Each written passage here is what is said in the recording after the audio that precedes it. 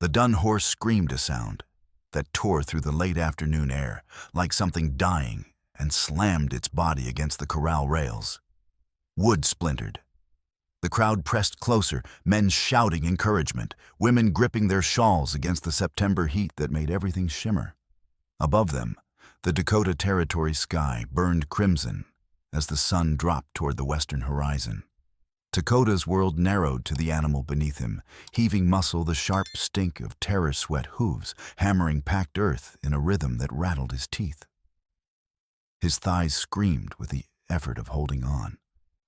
His left hand twisted deep in the coarse mane knuckles bone white.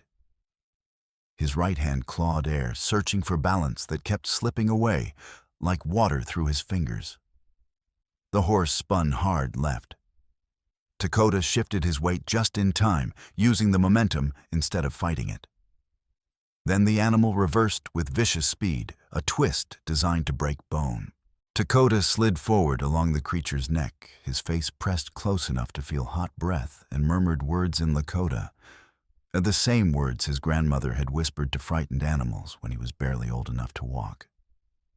The bucking slowed, stopped. The horse stood trembling sides, heaving like bellows working a forge. Foam dripped from its muzzle. Dakota slid from its back boots, hitting earth, and stood breathing hard. Sweat carved clean tracks through the layer of alkali coating his face. He was 28 summers old, lean from prairie life, his black hair hanging loose past his shoulders. Scars marked his forearms, old burns from a fire. 5 winters past, knife cuts from fights survived the permanent record of violence endured. But it was his eyes that held the real story. Dark, watchful, haunted by things he tried not to remember. Enough of this foolishness. Old Winona called from the crowd, her voice sharp enough to cut stone. She was 70 winters bent with age, but fierce as a wounded bear. A man your age should have taken a wife by now, Dakota. 2 wives would be better, and a house full of children to keep you from breaking your neck on half-wild animals. Laughter rippled through the watchers. A younger woman added, "At least then someone would mourn you properly when that horse finally wins." Dakota straightened, rolling his shoulders to ease the ache that lived permanently in his muscles. He looked at the faces around him, his people, the survivors. "I have the prairie," he said, speaking careful English so the white traders at the crowd's edge would understand his meaning. "I need nothing else. A wife means opening doors I sealed shut for good reason." Near the gate, 2 white men sat their horses apart from the Lakota gathering. They wore trail clothes stained with alkali and old sweat-heavy gun belts slung low. The taller one had a drooping mustache yellowed from tobacco. The shorter man was thick through the chest, with small eyes that tracked Dakota like a hunter sizing up game. "That is the one Aldrich once watched," Mustache said, voice pitched low but carrying in the still air. "Indians got sand, I will grant him that," the thick one replied. He shifted in his saddle, and his pistol, a Colt Navy revolver with ivory grips, slipped from its holster. The gun hit packed earth and discharged with a flat crack that silenced everything. The bullet whined past Dakota's left shoulder, missing by inches, and chewed a fist-sized chunk from the post behind him. Splinters exploded outward. A woman screamed. Horses reared. Men reached for weapons with the practiced speed of those who had needed them before. Time stretched. Dakota stood motionless, his gaze locked on the 2 riders. He could see the smile forming on Mustache's face, the way thick chest made an elaborate show of dismounting to retrieve the fallen gun. "Blast it, sorry about that," Thick Chest shouted, holding up the revolver. He forced a grin that showed too many teeth. Leathers worn clean through, could have killed someone. No harm meant friend. Mustache joined the laughter, but it rang hollow as a cracked bell. Several Lakota men shifted hands, hovering near weapons, reading the threat beneath the performance. Dakota said nothing. He watched as the two riders mounted and turned their horses toward the road, leading back to Vernon Aldrich's cattle empire. As they passed the corral, Mustache touched his hat brim. "Dangerous work breaking horses," he called. "Man could get killed, especially a man folks say has been stirring up trouble with the water situation." Then they were gone, hoofbeats fading, a plume of alkali trailing behind like a threat written in white. Old Winona gripped Dakota's forearm. "Vernon Aldrich does not send his dogs to our gatherings for entertainment," she said in Lakota. This was a message. "I know." Dakota looked at the splintered post at the bullet gouge. "And I know what comes next." In his mind, unbidden, came the memory flames eating canvas lodges, screams cutting through winter darkness, the smell of smoke and burning flesh. The raiders had come 5 years ago, men working for cattle barons who wanted the land cleared. Dakota had been hunting when they struck. He returned to find everyone gone except his sister Ayanna, who he pulled from a snowbank where she had hidden. He pushed the memory down deep where it could not cripple him and walked away. Behind him, the crowd dispersed slowly, but the taste of threat lingered like smoke on the tongue. Set up 6 miles west, where Diamond Creek had carved a shallow trench through sun-baked earth, Margaret Klein knelt in what remained of her garden and felt the weight of impossible choices pressing down on her shoulders. The bean plants had withered to brown sticks. The squash leaves curled inward like closing fists. She dug her fingers into soil that crumbled like ash, finding only powder 2 inches down. She was 24 years old, though the territory had carved years into her face that had no business being there. Fine lines bracketed her blue eyes from constant squinting. Her hair, once bright as fresh wheat, had faded to the color of old rope. She wore a calico dress mended so many times, the original pattern was barely visible, and men's work boots that had belonged to Thomas, her late husband, dead 8 months now under circumstances that still made no sense. Thomas. The thought of him brought a familiar ache. She remembered the nightmare from 2 nights ago. Thomas riding toward her through flames, shouting something she could not hear, holding up a leather-bound book as if it held all the answers. She had woken, gasping, her heart hammering the image so vivid she could smell smoke. "Mama, there is a snake." Margaret spun. Her son Finn stood 10 feet away, bare feet planted in cracked earth, pointing at a coiled shape near the well. 6 years old, sunburned and curious, showing no fear, which terrified her more than if he had screamed. "Do not move," Margaret commanded, rising slowly. She grabbed the hoe leaning against the fence and approached with careful steps. The rattlesnake was thick as her wrist tail, buzzing a warning that set her teeth on edge. She brought the hoe down in one practiced strike, severing the head from the body. The headless corpse thrashed violently. Finn watched with wide eyes. "4th one this month," Margaret muttered, flicking both pieces into the weeds with the hoe. "Stay close to the house. Where is your sister?" "Inside, drawing pictures." Margaret walked to the well and dropped the bucket. The rope ran through her palms, rough hemp-burning skin, already raw, until it hit bottom with a hollow thud instead of a splash. Her chest tightened. She hauled the bucket back up. It came dripping with only mud clinging to the wood. "No, not this. Not now." She dropped it again, praying for different results. The thud echoed up, mocking her hope. The well that had never failed, that Thomas had spent 3 brutal weeks digging through rock and clay, was going dry. "Finn, inside. Now. Stay with Liza. Do not come out until I say." The boy heard the barely controlled fear in her voice and obeyed without argument. Margaret followed the dry streambed north, her mind churning through possibilities, each one darker than the last. An hour's hard walk brought her to the source of her nightmare, made real. Someone had built a crude dam across the creek log stones and packed clay, diverting water into a new channel running west. The stolen water disappeared toward Vernon Aldrich's sprawling ranch. 3 men sat their horses on the far side of the dam, watching her approach with the lazy confidence of men who knew the law protected them. Margaret stopped at the dam's base. "You are stealing my water." The oldest rider, a leathery man with gray stubble and a Spencer rifle, shrugged. "Mr. Aldrich owns the upstream rights, Mrs. He is just exercising his legal claim." "That is a lie. My husband held the original filing. The creek runs through my land under territorial agreement." "Your husband's dead."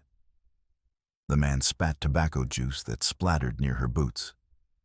"And widows ain't got much standing in land court.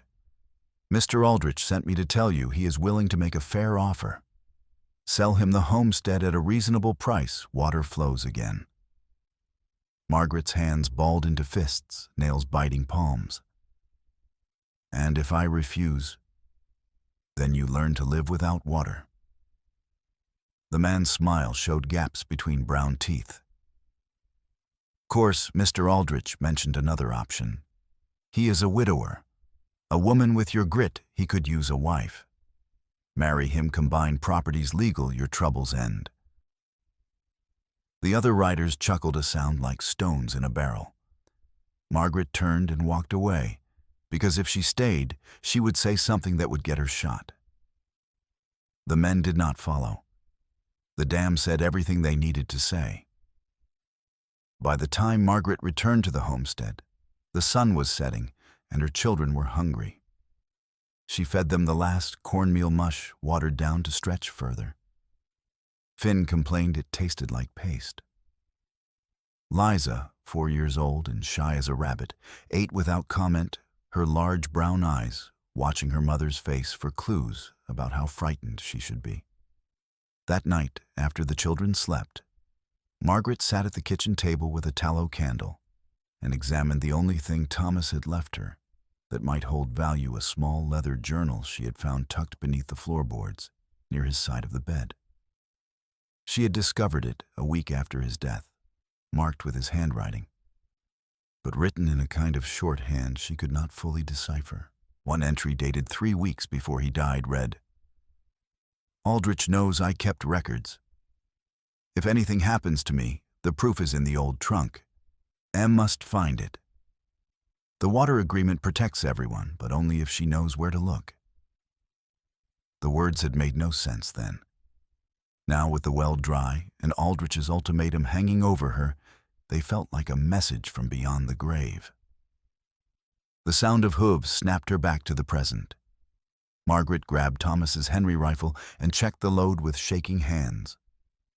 Through the window, she saw riders circling the house, 4, maybe 5 faces hidden in darkness. A shot cracked. The bullet punched through the door, sending splinters flying.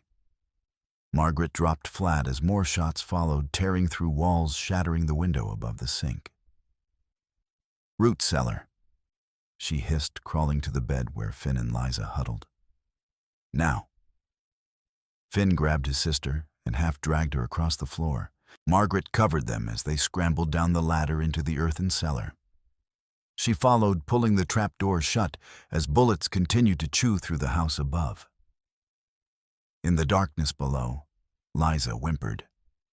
Finn held her tight, his small body shaking but his arms steady. Margaret crouched on the ladder rifle, aimed at the trapdoor, counting her breaths, counting the seconds between shots. 5 minutes felt like 5 hours. Finally, the hoofbeats receded. Silence settled over the homestead, like settling ash. Margaret waited another 10 minutes before climbing out. The house was destroyed, curtains, shredded dishes, smashed furniture riddled with bullet holes. The barn door hung crooked, and hay bales lay slashed open. She stood in the doorway, shaking not with fear, but with cold fury that felt like ice in her chest. "Mrs. Klein." Margaret spun, raising the rifle. A man stepped into moonlight, hands open at his sides. He wore buckskin leggings and a beaded shirt that gleamed faintly. His long black hair was tied back with red cloth. Behind him, 3 more figures on horseback waited. "I am Lakota," the man said in careful English. "My people water horses at your creek under the old agreement. We heard the shooting and came." Margaret kept the rifle level. "You are far from your camp. And you are alive because we were close." He gestured toward the road. "The riders ran when they saw us. One fell from his horse. We took his weapon." He held up a revolver with ivory grips, the same gun from the corral, then laid it on the fence post. "Evidence if you need it." Margaret studied him. Young, lean, with a scar along his jaw that spoke of violence, survived. His eyes were direct, unflinching. "Why help me?" Lakota looked at the bullet-riddled house. "Because men who fight women and children in darkness are worse than rabid dogs. And because the water matters to my people, too. We both know who built that dam. Vernon Aldrich." "Yes. He takes the water, makes your people and mine enemies, so we do not see the real thief." Lakota turned to leave, then paused. "If you need help, send word. My sister Ayanna knows the way to find us." He mounted in one fluid motion and rode off with his companions, shapes dissolving into shadow. Margaret stood holding the ivory-handled revolver and felt the first edge of an impossible plan begin to form. The next morning, she rode into Diamond Creek, with both children squeezed behind her on the saddle. The town squatted in alkali false-front buildings held together by commerce and whiskey. She tied her horse outside Doc Franklin Beale's clinic. Doc was past 50, whip-thin with exhausted eyes. He looked up from grinding medicine and immediately set down his work. "What happened?" Margaret told him everything: the dam, the ultimatum, the attack, Lakota's intervention. Doc's face darkened with each sentence. "Vernon Aldrich is dangerous to cross," Doc said when she finished. "He owns half this county and controls the other half through debt." "I know." "And Sheriff Briggs is preparing a warrant against the Lakota warrior who supposedly attacked Aldrich's men unprovoked. That revolver, Aldrich will call it stolen. Evidence of assault." Margaret's stomach dropped. "A warrant for Lakota?" Doc nodded grimly. "Posted by noon. In this territory that is enough to stretch a rope. He saved our lives. Try proving that in court." Doc leaned against the examination table. "Margaret, as a widow, you have almost no legal standing. The land office sides with whoever has the stronger claim. Right now, that is Aldrich." "Then I need to change my legal standing," Margaret said quietly. "How?" She met his eyes. "By getting a husband." Inciting incident, Lakota was packing his camp when the white woman rode up with 2 children clinging to her. He set down his travois and waited, making no sudden moves. His cousin Red Otter muttered a warning. Ayanna stepped closer, hand on her knife. Margaret dismounted, leaving the children on the horse. "There is a warrant for your arrest. Aldrich claims you attacked his men." Lakota absorbed the news without reaction.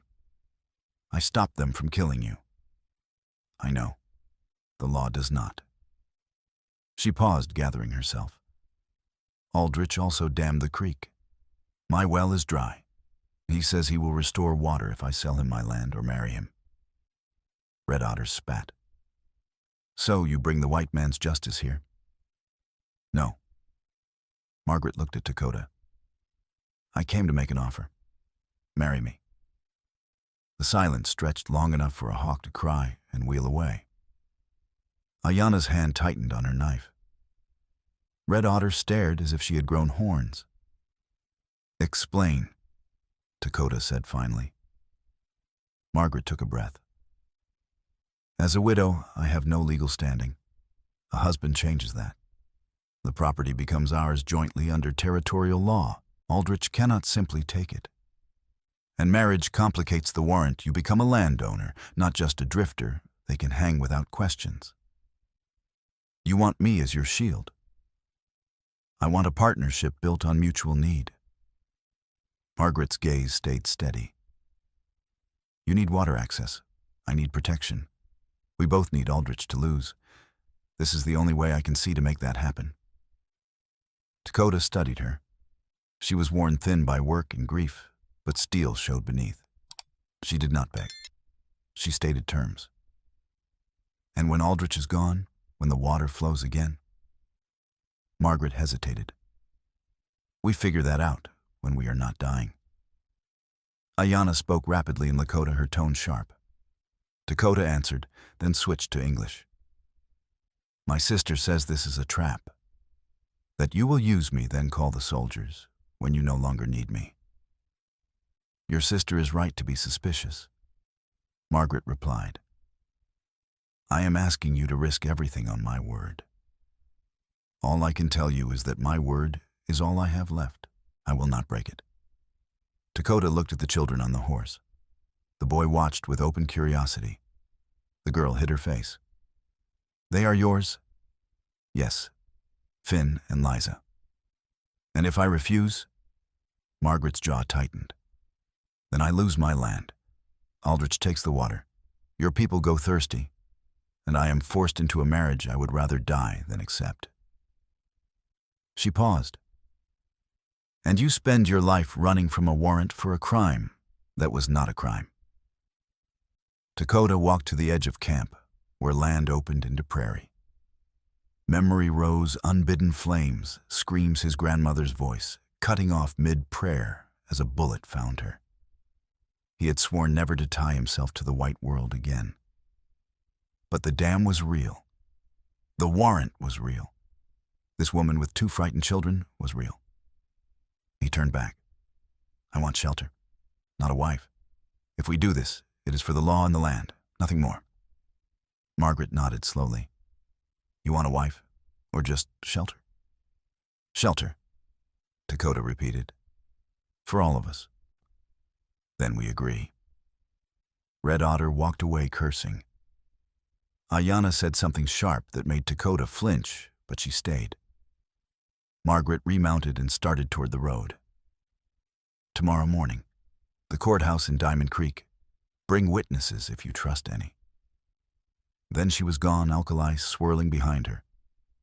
Ayanna moved to Dakota's side. You are a fool, she said in English.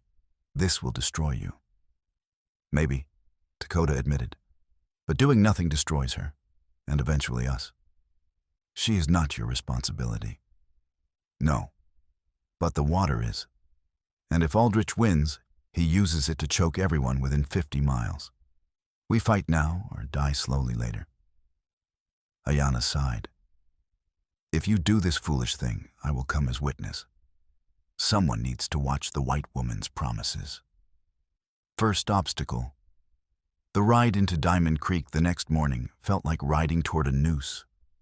Dakota came with Ayanna, Red Otter, and 2 elders. All were armed, but kept weapons hidden. Margaret met them on the courthouse steps, children at her sides.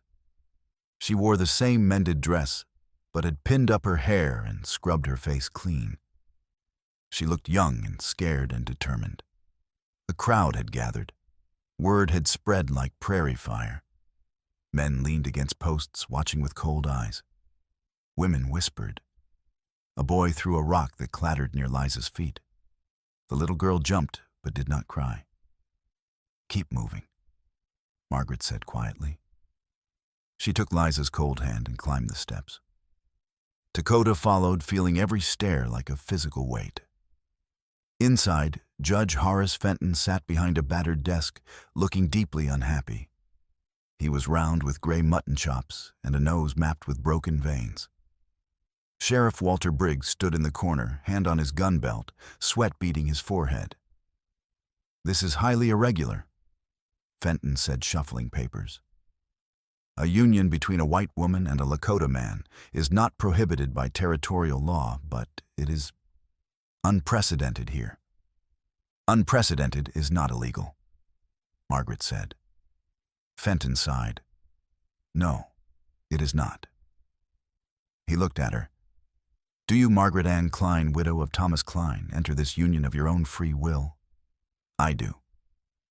And you, Dakota of the Lakota people, I do. Then by the authority granted to me, I pronounce you legally wed. May you find whatever you are looking for. Fenton signed the certificate with angry strokes. Now leave before someone tests this union's legality with a rope. They left quickly. On the street, Vernon Aldrich stood watching from the saloon boardwalk. He was broad-shouldered, middle-50s with iron-gray hair and a face like weathered granite.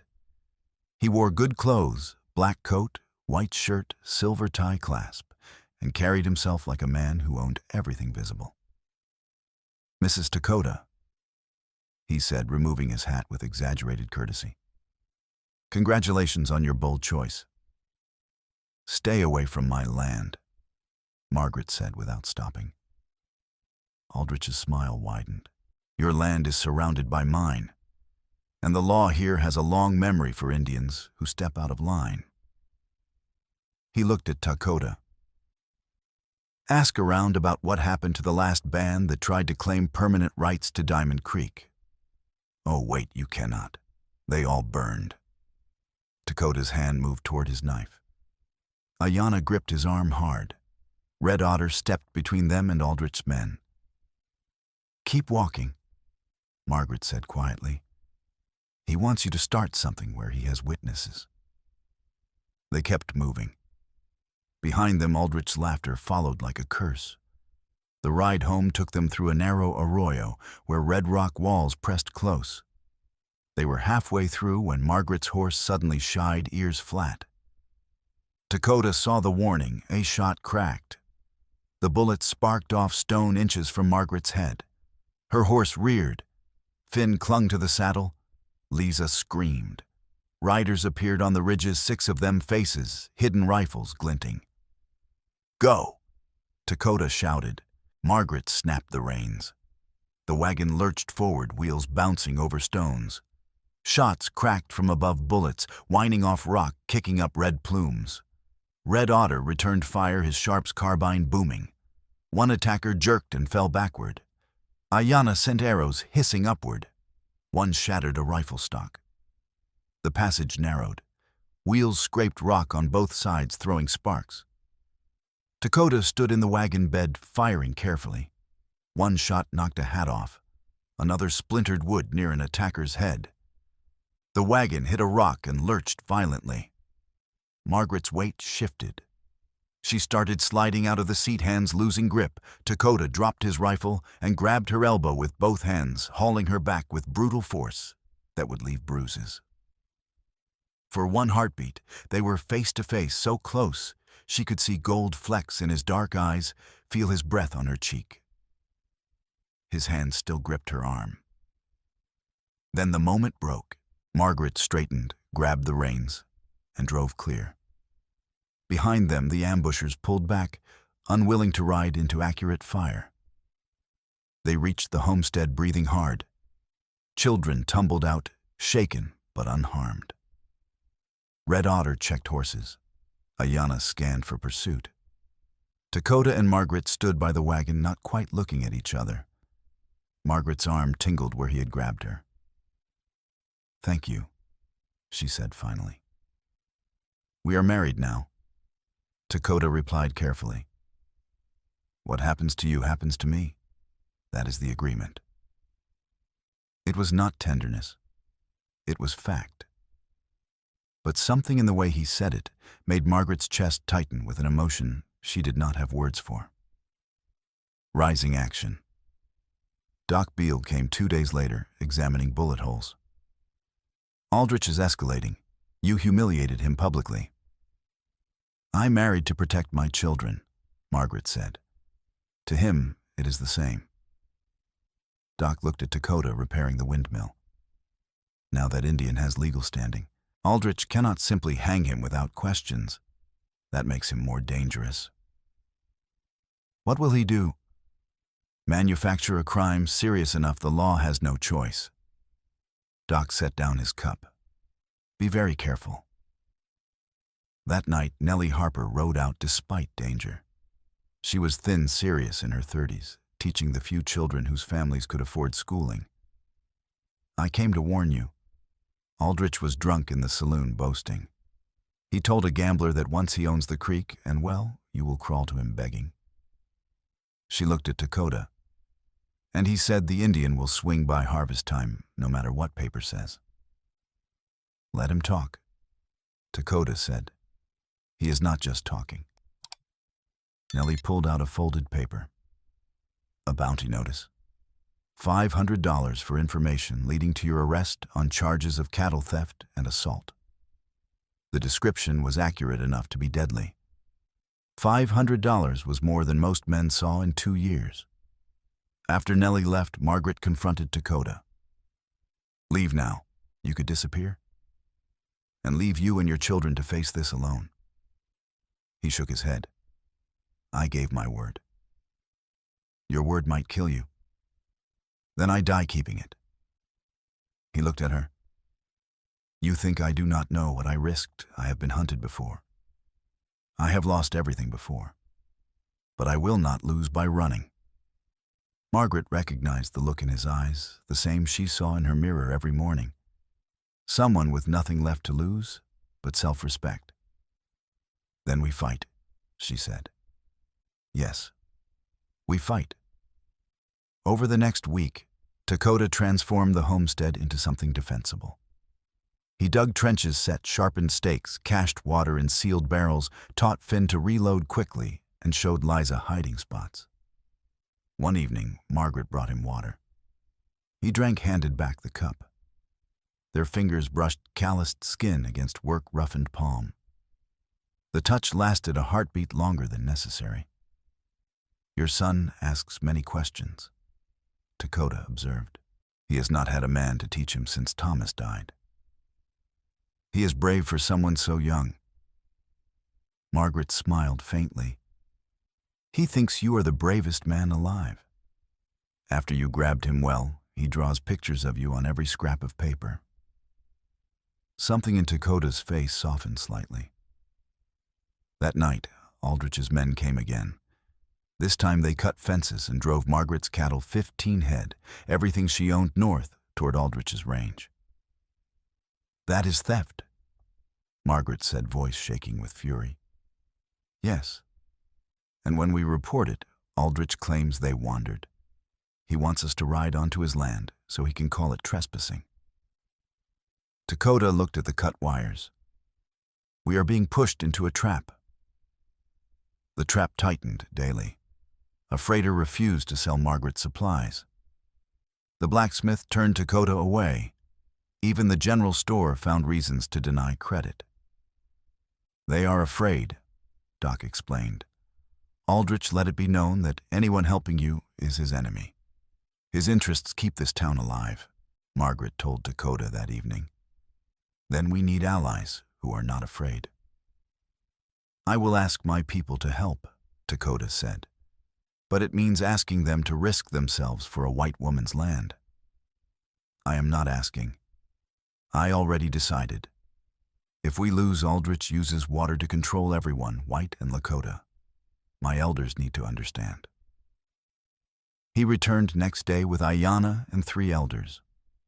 One gray sky with white braided hair spoke with Dakota in Lakota, then turned to Margaret. My nephew says you are honest, Gray Sky said in accented English. He says you fight for water belonging to everyone. I fight to keep my children alive, Margaret said. If that helps your people, I am glad. But I will not prettify it.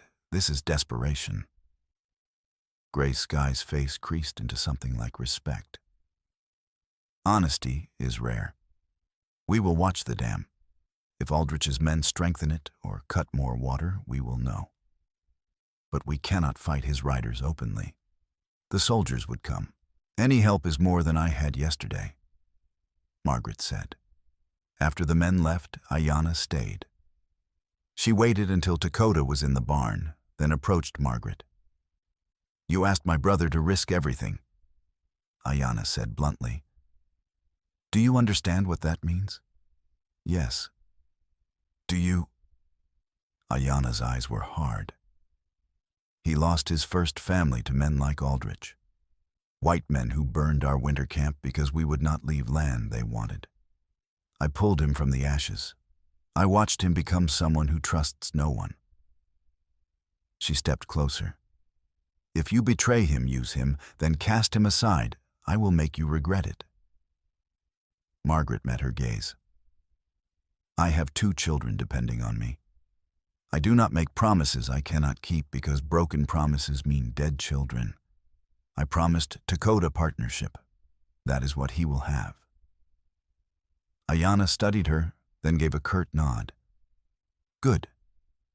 Because he will die before breaking his word to you. I would prefer he not die at all. The tension broke in blood a week later. Margaret was in the barn when Liza screamed pure terror that turned her blood to ice. She ran outside to see cattle flooding across the pasture like a brown avalanche driven by riders cracking whips. The animals were panicked, running blind horns tossing. Directly in their path stood Finn, frozen with fear. Margaret screamed his name. Finn turned, saw the wall of cattle went white. His legs would not move. Lakota came from the side. At full gallop, his horse stretched flat. Foam flew from its mouth. He leaned from the saddle, one arm, outstretched weight precariously balanced. He grabbed Finn's shirt just as the stampede reached them. The motion nearly tore Lakota from the saddle. His shoulder screamed something in the joint stretched beyond limits. Finn's weight swung wild legs, dangling inches above churning hooves. A longhorn steer veered close. Its horn caught Lakota's thigh, slicing through buckskin and muscle. Blood welled hot, soaking his leggings.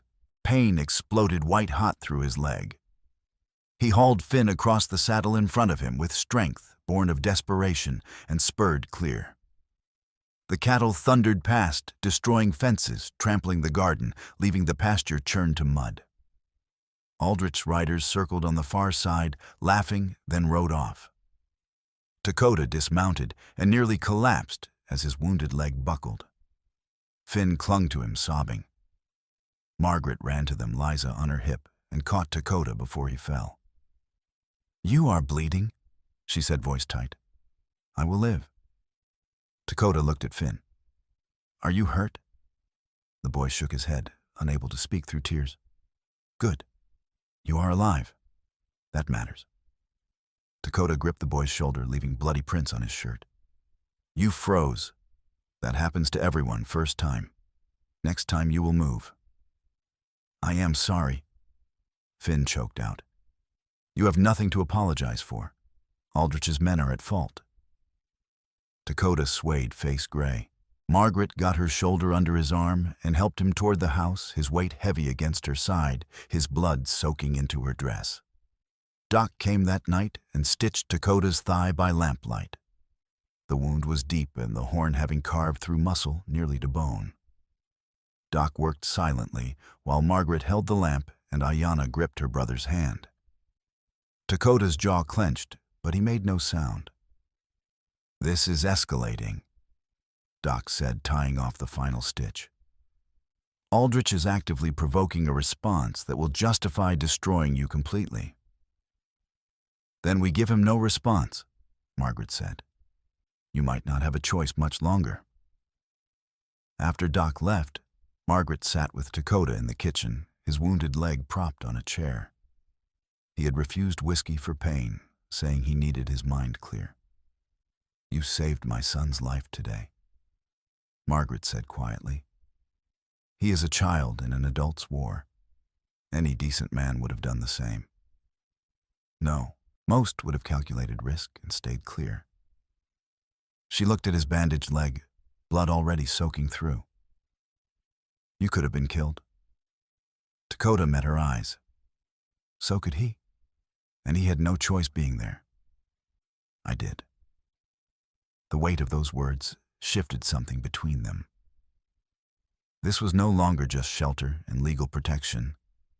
It was becoming something they had no words for, something that frightened them. Because it meant vulnerability in a world that punished vulnerability. Later, unable to sleep, Margaret checked on the children and found Lakota already there, sitting beside their bed, despite his wounded leg, watching them sleep. "Liza called me Papa earlier," he said softly. "When I put her to bed. She said, 'Good night, Papa,' like it was natural." "I heard," Margaret said quietly. "I did not know if I should correct her." "I did not correct her either." Lakota looked at Margaret, confusion in his eyes. "I do not know if that was right." Margaret moved beside him. "I do not think there is right or wrong here. We are building something with no map." They stood in darkness, listening to children breathe, and for a moment, the world outside seemed far away. Midpoint twist. The accusation came on a Tuesday morning, delivered by a settler named Jeb Worthy, who stumbled into Diamond Creek's main street, shouting about murder and savages. He had found 6 dead cattle on the boundary between Aldrich's range and Lakota hunting grounds. The animals lay in a neat row, throats cut with precision brands carved away. Beside the corpses, a broken war lance with Lakota markings and a torn moccasin showing bloodstains. By midday, the story had spread through Diamond Creek like cholera. The Lakota had butchered Aldrich's stock. They were preparing for war. The evidence was plain. Aldrich rode into town by afternoon, his face a mask of fury. He carried the broken lance and moccasin, holding them high as he addressed the growing crowd from his saddle. "This is how they repay hospitality," he shouted. "We let them water horses on our land, treat them with Christian mercy, and they murder our cattle like savages." The crowd murmured, anger building. Someone shouted the Indians should be driven out. Another called for the army to burn the camps. Lakota, who had ridden to town attempting to trade for medical supplies, stepped into the street despite his wounded leg. "That is a lie," he said clearly.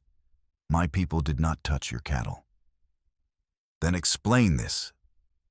Aldrich thrust the lance toward him. "Explain the moccasin." "Anyone can plant evidence. You want an excuse to break the water agreement and drive us from the land. You need a crime to justify your theft." The crowd shifted, uncertain. Some faces showed doubt. Then a shot cracked from the press of bodies. A man near the edge screamed and went down, blood spreading across his leg. People scattered, shouting. Lakota saw the victim, a well-dressed stranger with spectacles and a leather document case spilling papers marked with federal seals. Sheriff Briggs pushed through chaos, face pale. "That is Lucian Hart, the federal land agent sent by Washington to investigate water rights." He turned to Lakota. "Did you shoot him?"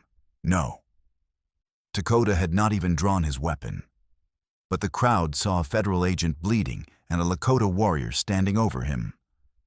Voices rose, calling for rope, demanding immediate justice. Aldrich stood aside, face carefully neutral, eyes gleaming. Briggs stepped between Lakota and the mob.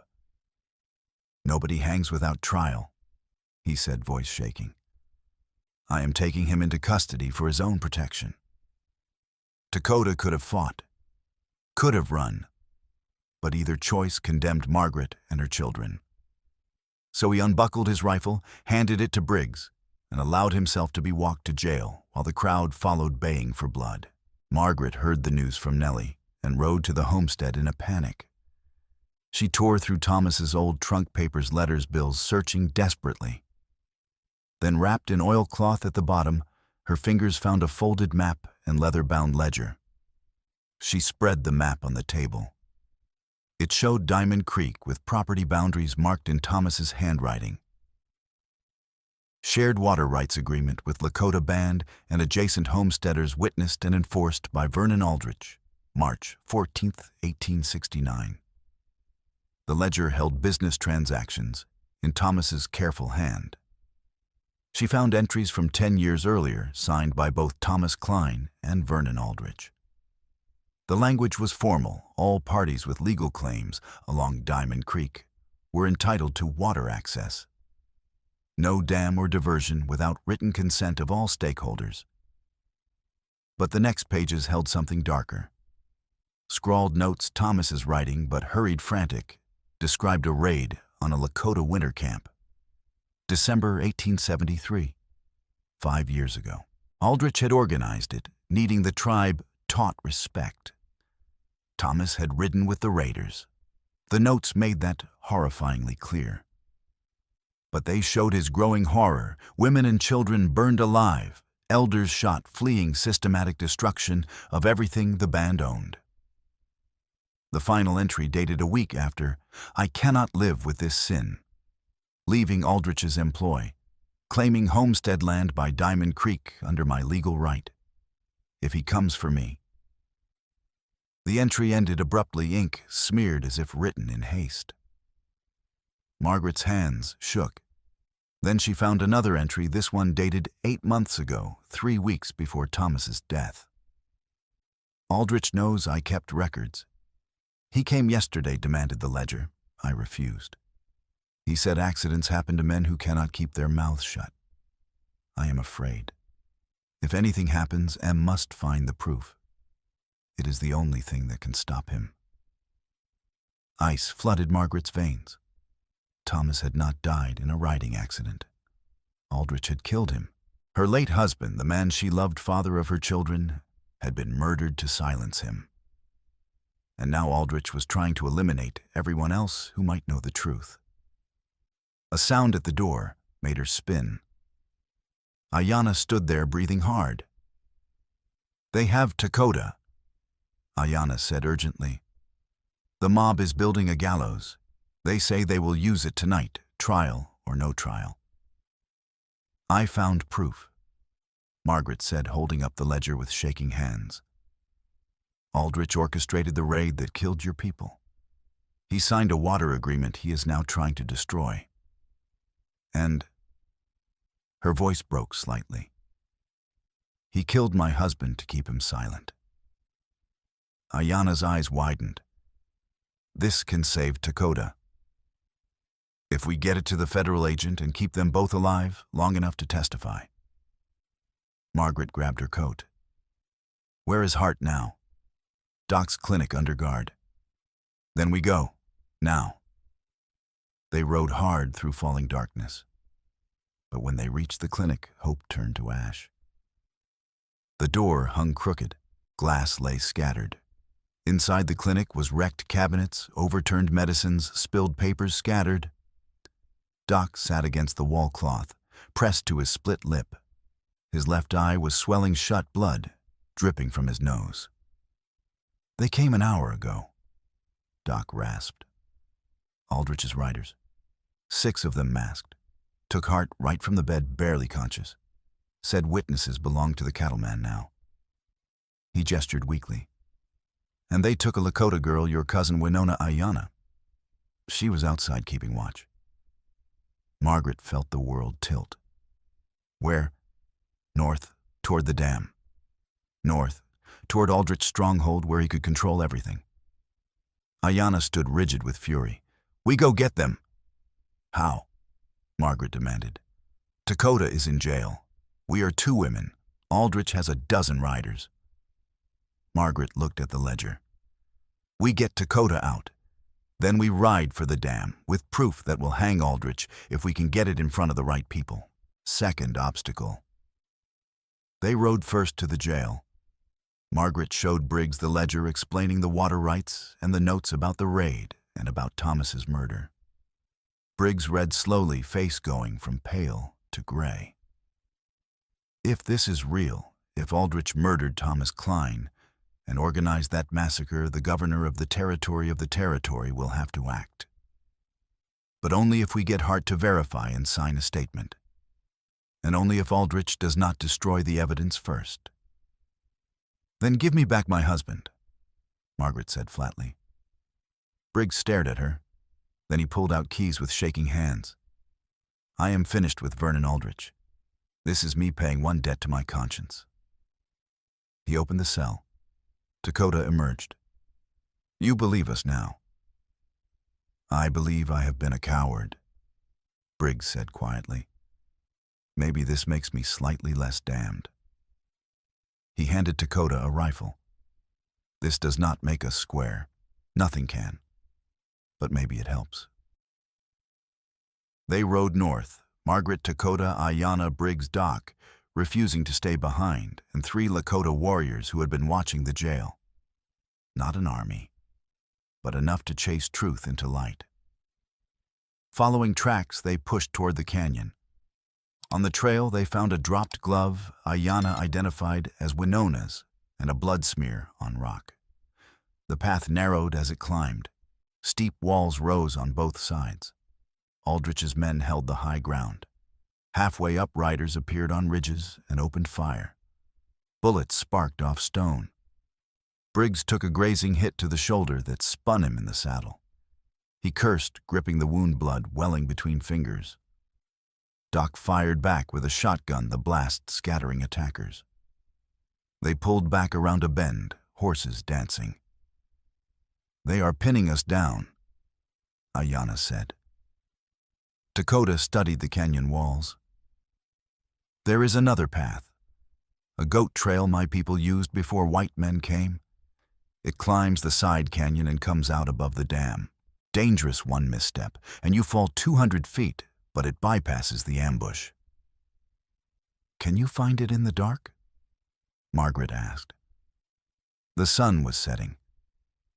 I can find it. Dakota led them to a crack in the canyon wall that looked like shadow. The path beyond was barely wide enough for a man on foot. They had to dismount and lead horses by hand, moving single file with the canyon dropping away into darkness. Margaret's boots slipped on loose shale. She caught herself heart-hammering. Behind her, a Lakota warrior murmured a prayer. Ahead, Dakota moved with confidence, though she saw tension in his shoulders. They climbed for what felt like hours. The trail switchbacked up the face, sometimes so narrow, they pressed against rock and inched sideways. Margaret tried not to look down. When she did, she saw only blackness pulling at her like a living thing. Finally, the trail leveled.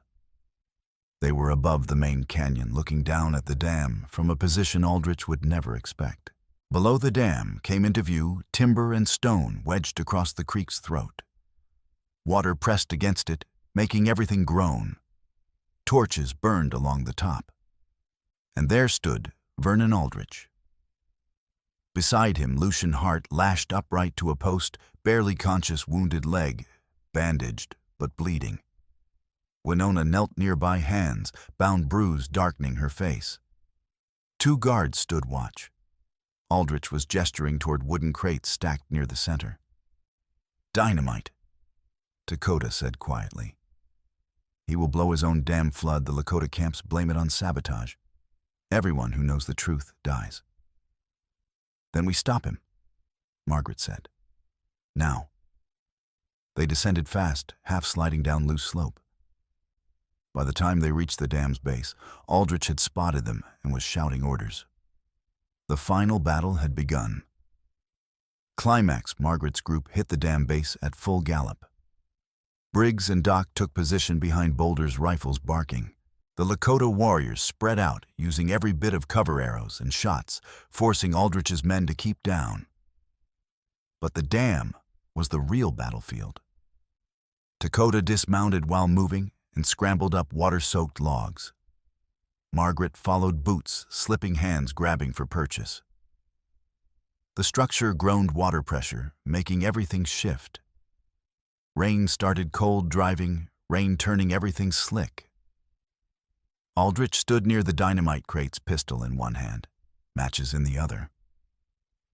He saw Dakota climbing and aimed carefully, waiting for a clear shot. You should have let me buy her out, Aldrich shouted over water's roar. Would have saved everyone pain.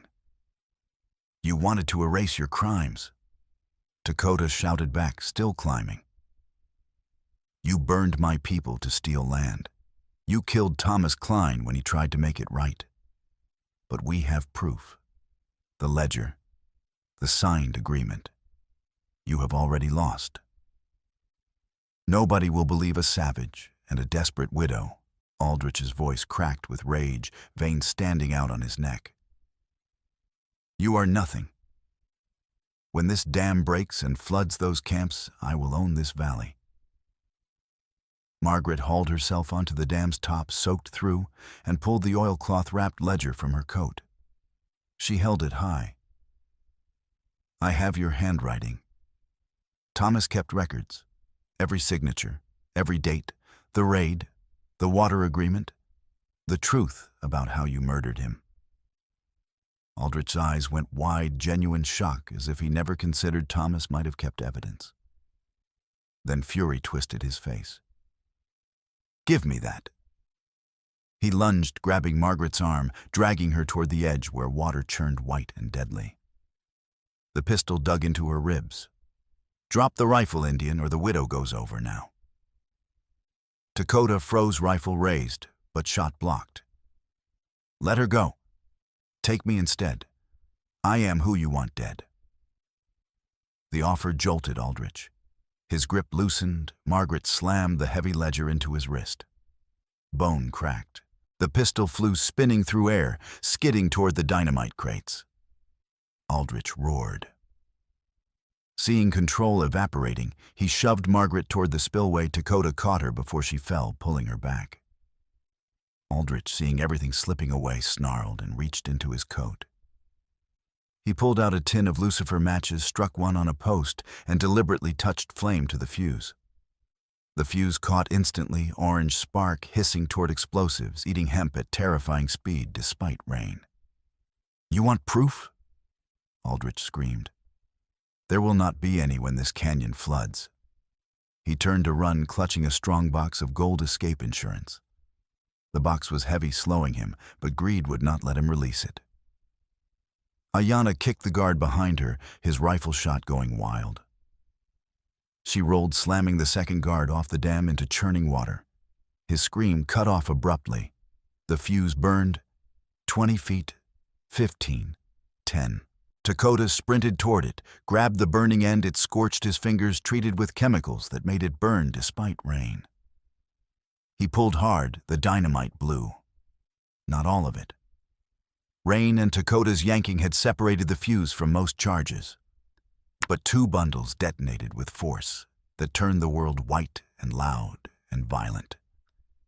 The explosion ripped through the dam's face, blowing logs and stones outward like shrapnel. The shock wave picked Dakota up and slammed him into a beam hard enough to crack ribs. His vision went white. He could not breathe. He slid toward the shattered edge, clawing for handhold, finding nothing. Water surged through the gap like a battering ram. A floating log smashed into Dakota, rolling him closer to the torn edge. He grabbed a broken post, got fingers around it for half a second, lost grip. As another surge hit, he went over. Margaret saw him fall and felt her heart stop. She abandoned Hart's ropes and sprinted back across the shaking dam. Behind her, Ayanna had cut Winona free and was dragging the girl toward solid ground. Dakota surfaced 20 feet downstream, gasping, trying to swim. His wounded leg was not working. The current was too strong. It pulled him toward churning water over submerged rocks that would crush him. Margaret reached the wagon, grabbed the longest fence rail, looped a lariat around one end, threw it toward Dakota with all her strength. The first throw fell short. Dakota swept past arms, flailing, going under before fighting back to surface. His face was gray. Blood from his reopened wound darkened water around him. Again! Ayanna shouted, appearing at Margaret's side. Together they hauled rope back, coiled it through again. This time Dakota's fingers hooked the rail. He gripped with both hands, knuckles white. The rope jerked taut, nearly pulling them off their feet. Doc and a warrior grabbed the rope from behind. They hauled, hand over hand, inch by brutal inch. Current fought for every foot. Dakota's weight felt like hauling a boulder uphill. Margaret's hands burned where hemp tore through palms. She did not care. She pulled until arms screamed and back felt ready to break. Dakota came up slowly, face bone white. His hand gripped the solid edge. Ayanna grabbed his shirt. Margaret grabbed his arm. Together they dragged him onto trembling planks where he collapsed, coughing muddy water and blood. Breathe. Margaret commanded, hands on his face, tilting his head so water could drain. Breathe, Dakota. Stay with me. He coughed, choked, dragged in a ragged breath. Then another. His eyes focused on her face. Children. Safe at home with Red Otter. Margaret's hands shook so hard she could barely hold him. You are alive. That is what matters. Aldrich, meanwhile, tried to escape. But the collapsing dam shifted beneath his feet. He ran across planking no longer supported, merely floating on surface tension. The strongbox dragged at his arms. He should have dropped it. Any sane man would have. But greed clouded judgment. He clutched it tighter, a massive surge hit. The planks lifted, twisted, collapsed. Aldrich screamed as footing vanished. He fell into churning current, still clutching the strongbox. Gold's weight pulled him under immediately. He surfaced once 20 yards downstream, arms flailing. Help! He screamed. Somebody! The current took him over a drop where creek tumbled down jagged rocks. His scream cut off with terrible finality. No one saw him surface again. No one tried to rescue him. Falling action. The partial destruction sent water roaring back into Diamond Creek's original channel. The surge washed out some Lakota lodges too close to banks. 3 horses were lost. But scouts had warned camps, and everyone survived by moving to higher ground. Over following days, Margaret's well slowly filled. She dropped the bucket one morning a week later and heard it splash. The sound made her cry, great gasping sobs she could not control. Finn found her sitting by the well, tears streaming, rope clutched in her hands. He sat beside her without speaking until she was ready to stand. Lucian Hart survived thanks to Doc and Winona's nursing. The girl refused to leave his side, bringing water and broth, changing bandages with surprising gentleness. Once Hart could sit upright and hold a pen, he took detailed statements from Margaret, Dakota, Ayanna Briggs, and witnesses who found courage after Aldrich's death. The ledger and map, water damaged but legible, became federal evidence.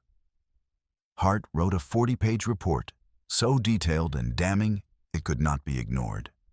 He sent it by courier to the governor of the territory, along with a personal letter recommending immediate action. Within a month, telegrams arrived from Washington. The governor of the territory ordered full investigation of Aldrich's dealings.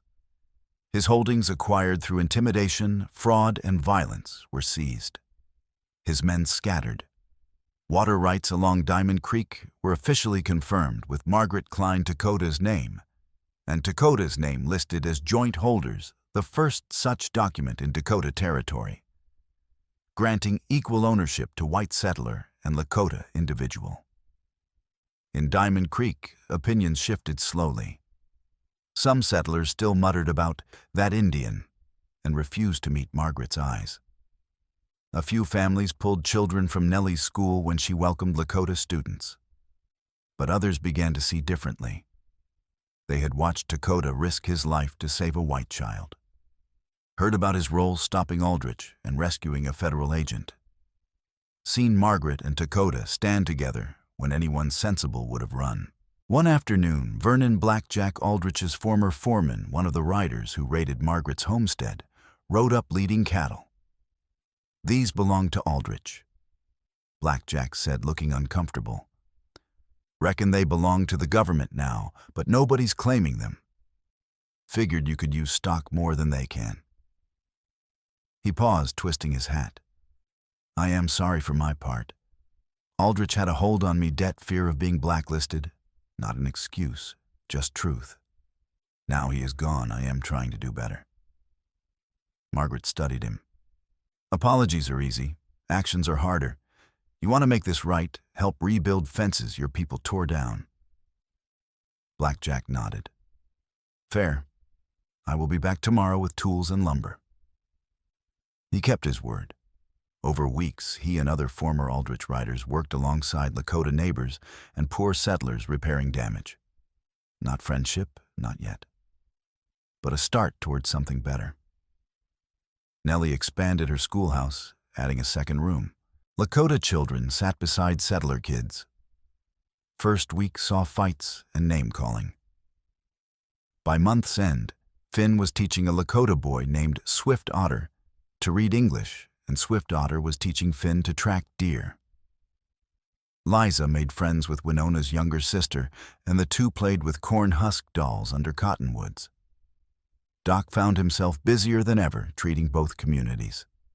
His hair went grayer, shoulders more bent, but he hired 2 ravens, a young Lakota healer as assistant, and kept working. Briggs ran for re-election, promising to uphold law without fear or favor. He won narrowly, mostly because enough people remembered he had, in the end, stood against Aldrich when it mattered. At the homestead, life settled into new rhythm.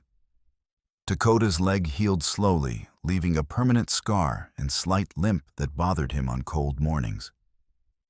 He repaired the barn properly, replaced rotted boards, raised the roof. He dug irrigation ditches to carry creek water to fields. Margaret planted a new garden. This time beans grew tall and squash sprawled across rich earth. She added a chicken coop. Liza named all 6 hens and treated them like pets. Finn followed Dakota everywhere, learning to track gentle horses, shoot bow and rifle.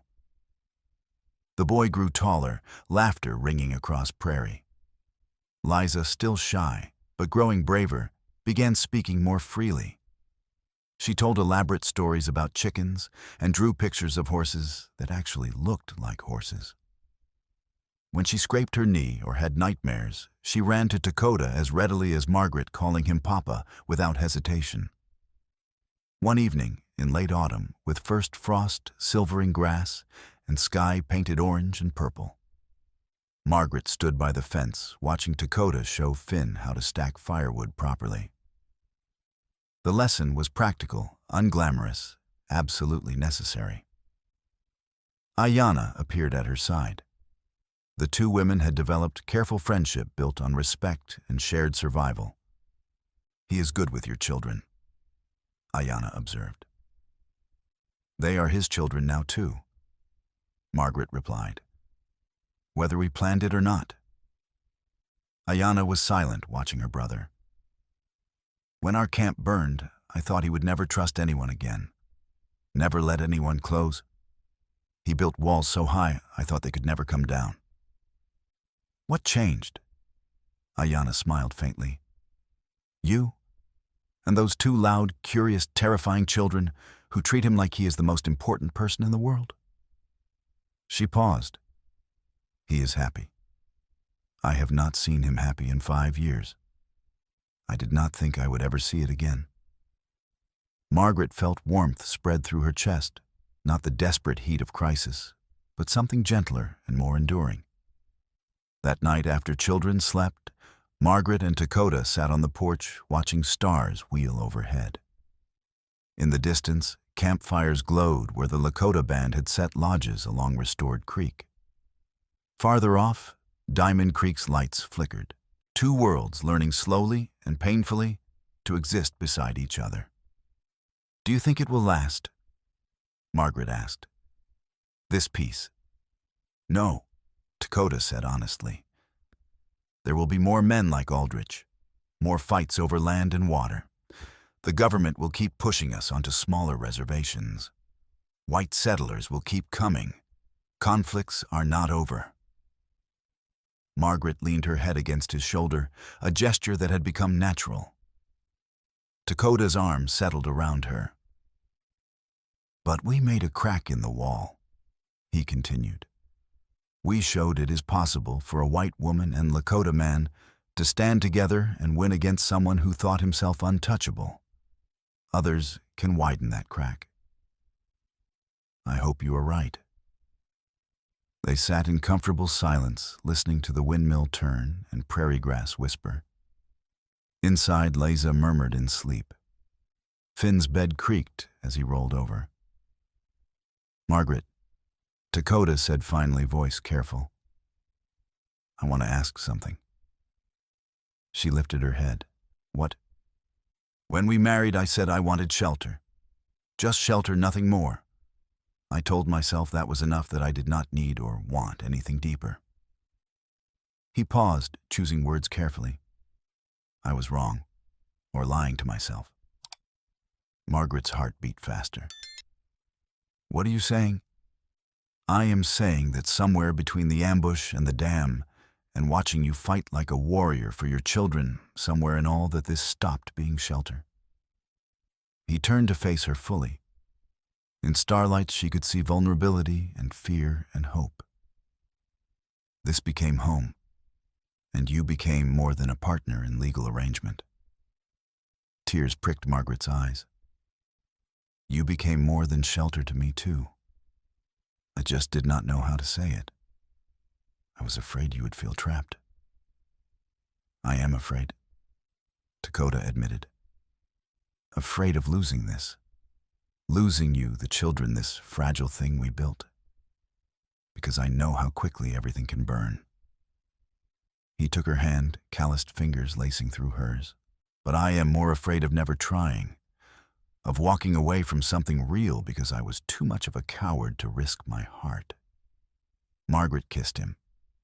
Not sudden or dramatic, slow and deliberate, a choice made with full knowledge. His hand came up to cup her face, gentle despite roughness. When they pulled apart, both trembled slightly. "I do not know how to do this," Dakota said quietly. "Be a husband. Be a father. I only know how to survive." "Then we learn together," Margaret replied. "The same way we learned to fight together." He kissed her forehead, tenderness that still felt new, but was growing natural. "Together," he agreed. Resolution and final surprise. 3 months later, winter settled over Dakota territory with snow blanketing prairie and temperatures that bit like living things. The homestead weathered it well. Barn was tight and warm. House re-chinked gaps filled so wind could not howl through. Root cellars stocked with vegetables, smoked meat, enough supplies to see them through to spring. Lucian Hart returned in early December, riding a sturdy bay and wearing a heavy wool coat. He carried a leather portfolio and wore the satisfied expression of someone who had accomplished something significant. He found Margaret and Dakota in the barn, repairing harness by lantern light. Finn helped small hands struggling with heavy leather. Liza sat on a hay bale, watching and asking questions about everything. "I have something for you," Lucian said, setting the portfolio on a workbench. He pulled out a document thick with seals ribbon signatures. A revised homestead patent approved by the governor of the territory and countersigned by Interior Department in Washington. Margaret wiped her hands and took it carefully. She read slowly, lips moving over unfamiliar legal language. Then she stopped, breath catching. "What?" Dakota asked, moving beside her. Margaret's finger traced a line near bottom. "It lists both our names. Margaret Klein Dakota and Dakota of the Lakota people. Joint owners." "Read the next part," Lucian prompted, smiling. Margaret continued aloud. "In recognition of shared stewardship and mutual defense of common resources, the undersigned parties hold equal and irrevocable and perpetual claim to Diamond Creek allotment, to be passed to heirs without restriction based on race origin or tribal affiliation. This claim shall stand as precedent within this territory for future, that the said parties are jointly seized in fee simple agreements between citizens of European descent and members of the several Indian nations recognized within the United States." She looked up, stunned. "This changes everything." Lucian nodded.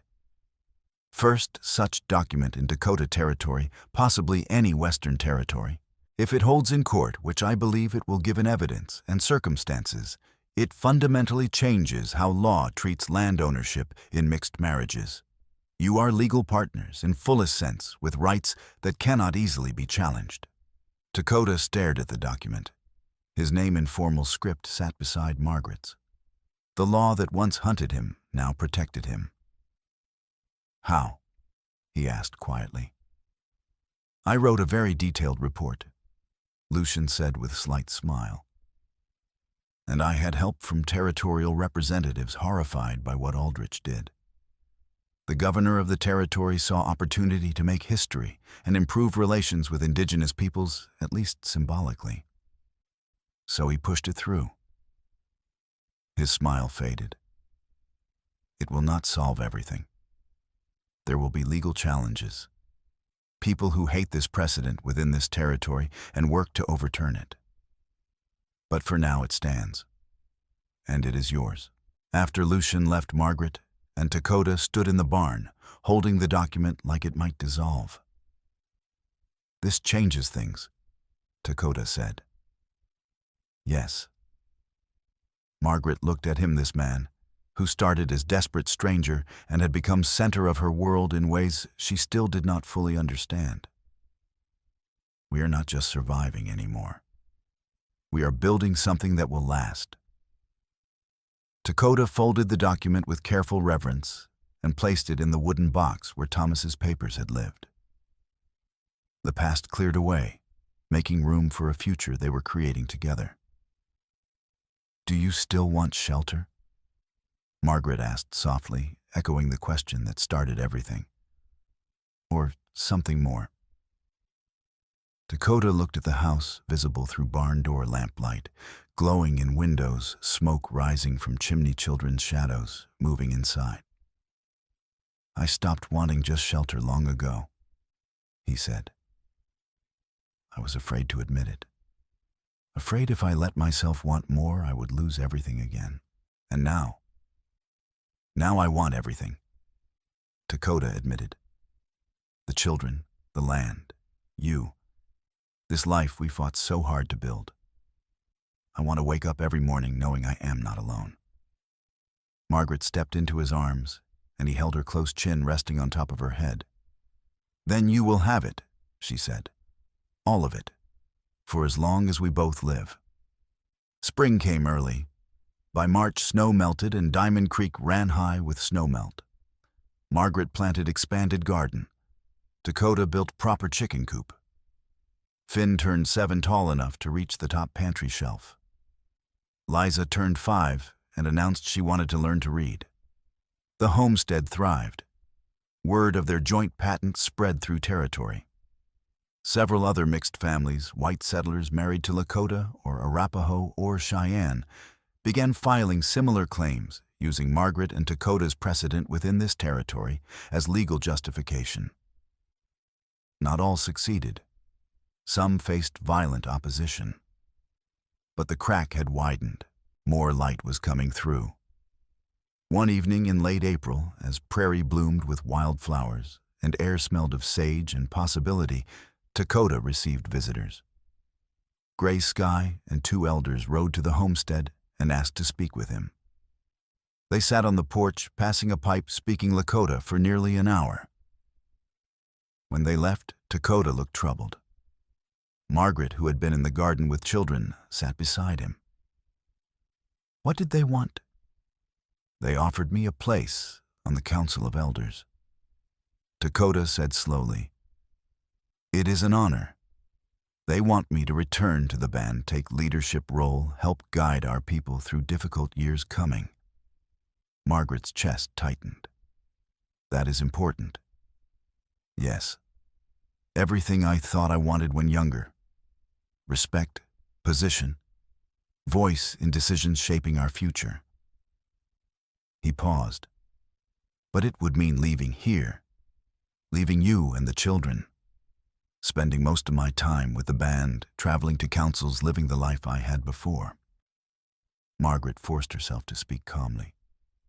You should take it if it is what you want. Dakota looked at her, searching her face. Is that what you want, for me to leave? No. Margaret admitted, voice breaking slightly. But I will not trap you here out of obligation.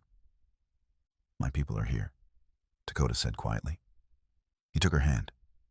You, Finn, Liza, the life we built, that is where I belong now. But the offer, I turned it down. Dakota interrupted gently. I told Gray Sky I am honored, but my place is here, with my family. He squeezed her hand. I spent 5 years alone, trusting no one, believing I needed no one. I was wrong. I do need people. I need you. And I choose you freely and without regret. Tears spilled despite her efforts. Are you certain I do not want you to wake in 10 years and resent me? The only thing I would resent is losing what we have now. Dakota brushed tears from her cheeks. I made my choice, Margaret. You are my choice, every day for the rest of my life. She kissed him, tasting salt and sunshine and hope. When they broke apart, Finn stood in the doorway, grinning. Does this mean you are staying forever? Dakota smiled, genuine warmth transforming his serious face. Yes, I am staying forever.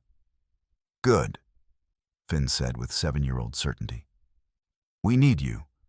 Who else would teach me to track rabbits? Liza appeared behind him, clutching the wooden horse Dakota had carved. You are my papa, she said firmly. You cannot leave. Dakota looked at Margaret, wonder in his eyes, wonder of a man who lost everything and somehow found something better. That summer, railroad surveyors came offering substantial payment for land and water rights. Margaret listened politely, then declined. The land was not for sale at any price. The homestead became a gathering place. Nellie brought students for lessons about farming. Doc stopped by regularly. Gray Sky and elders visited to discuss water management, treating Margaret and Dakota as equals. Black Jack brought his wife and son to Sunday dinners. Adults talked carefully about weather and crops, avoiding violent past, but slowly building something like friendship. One evening in late summer, as sun set painting prairie gold in red and purple, the family gathered by the fence. Dakota held Liza on his shoulders, while she pointed at birds overhead. Finn stood beside Margaret, practicing Lakota words. Margaret leaned against the fence, hand resting on Dakota's arm, and felt something she thought lost, forever contentment. I have been thinking, Margaret said quietly. About what? About how this started. You asked me what I wanted, a wife, or just shelter. She smiled. I told you shelter. But that was never really true. What I wanted was hope, a reason to keep fighting. A future for my children that was not just surviving day to day. And now I have more than I dreamed possible. Margaret looked at him, at their children, at the homestead they defended with blood and stubborn refusal to surrender. I have home, partner, family stronger than anything the world can throw at us. Dakota shifted Liza to one arm and put the other around Margaret. We built this together, every part. The land, the house, the family. It belongs to both of us equally. Finn looked up. Are you going to kiss again? Because every time you do, Liza giggles. Liza on cue giggled. Margaret laughed, pure joy ringing across prairie. Yes, Finn, we probably will. You should get used to it. She kissed Dakota by the fence as sunset and windmill turned and Diamond Creek flowed strong through land belonging to them both. Finn made a face. Liza giggled harder, and Dakota smiled against Margaret's lips, feeling lighter than he had in 5 years. But the story was not quite finished. 2 weeks later, on a bright morning when Margaret was hanging laundry, a rider appeared on the horizon. As he drew closer, she recognized Lucian Hart, his leg fully healed, riding with purpose. I have news, Lucian said, dismounting. And a question for you both. Dakota emerged from the barn, wiping his hands. What kind of news? The governor of the territory is establishing a new water commission to handle disputes. He wants representatives from different communities, white settlers, Lakota leaders, other tribes. Lucian looked at them. He specifically requested you both to testify about shared stewardship and serve as advisors. It would mean traveling to Yankton twice a year for meetings. Margaret and Dakota exchanged glances. Why us? Margaret asked. Because you proved it can work, Lucian said simply. White and Lakota, together. The governor of the territory wants to replicate your model elsewhere. He thinks if you tell your story, show people it is possible, it might prevent future conflicts. Or make us targets, Dakota said quietly. Possibly, Lucian admitted. There are still men who would rather see everything stay as it was. But there are also men and women who want something better.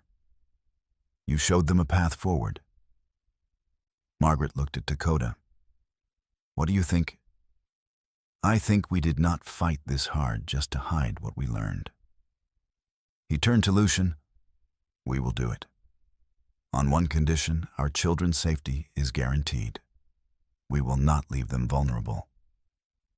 Already arranged, Lucian said. When you travel, Doc and Nellie have agreed to stay at the homestead as guardians, and Sheriff Briggs promised personal protection.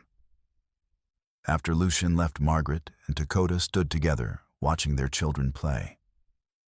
Finn was teaching Liza to throw a lasso, both of them laughing when the rope tangled.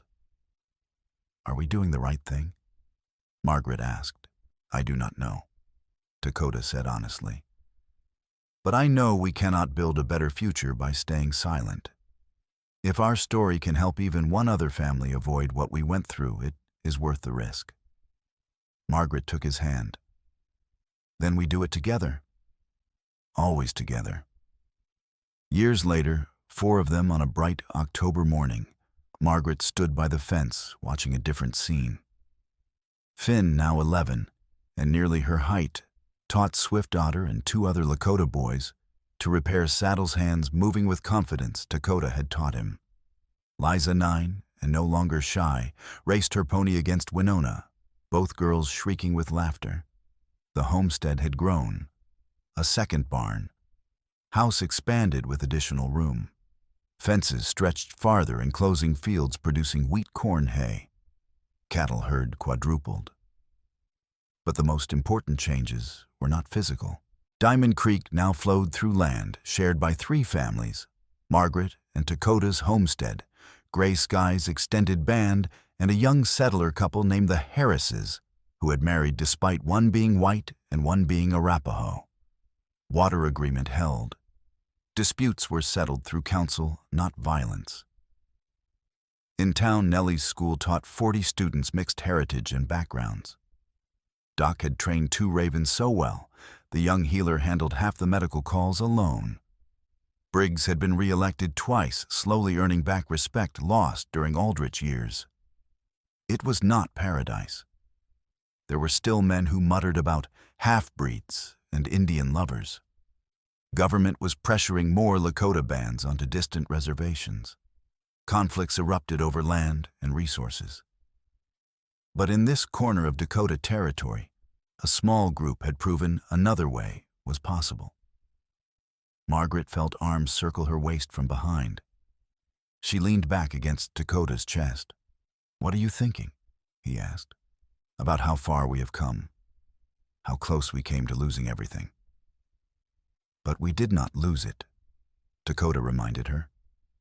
We fought for it, and we won. Margaret turned in his arms. His hair was longer, threaded with gray at temples. The scar on his thigh still pained him before storms. But his eyes were warmer than the day they met, less haunted, more at peace. I love you, Margaret said. She had not said it enough in early years, both too scarred and cautious. But she said it now freely.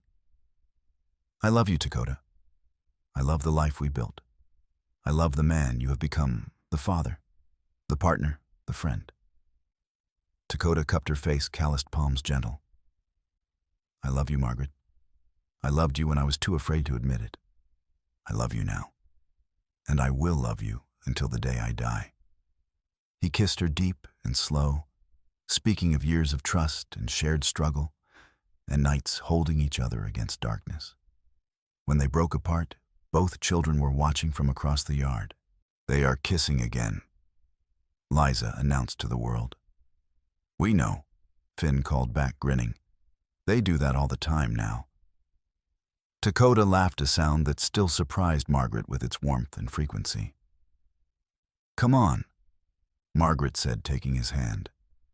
We have work before winter. Fence repairs hay to stack 100 things that will not wait. Always work. Dakota agreed, smiling. But good work. Work that means something. They walked toward the house, hand in hand, children's voices ringing across Prairie Windmill, turning steady in autumn breeze. Behind them, Diamond Creek flowed clear and strong waters shared freely by all who needed it, the way it should have been from the beginning. The land that nearly killed them had become their salvation. The marriage that started as desperate strategy had become foundation of everything they valued. And the future, once dark and hopeless, now stretched ahead bright with possibility. What began with a question, "You want a wife or just shelter?" had been answered not with words, but with years of choices made daily. Hands held tight through storms and struggle love that grew from rocky soil of survival into something strong enough to last. They had their answer. Shelter had been the door. Love was what they built inside. And that love, tested by firewater violence and hatred, had proven stronger than anything the world could throw against it.